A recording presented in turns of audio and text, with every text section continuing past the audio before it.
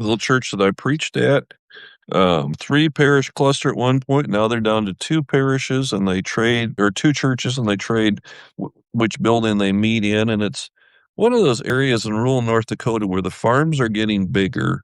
So you get just less people living in these little rural areas, but they're still just really sweet and doing good things. And I was one thing that was impressive was I walked through the graveyard and saw a Norwegian and realized, when the first generation that this church met, they did not use English. And then people were very warm to me, and they cooked a meal. We all ate together after church, and then we were talking about the weather, which seems to always be the topic of conversation in North Dakota. The group We've came had some to rain. Yeah, generally you can rarely go 6 months in North Dakota without having something weather-related that no living person has ever quite seen before.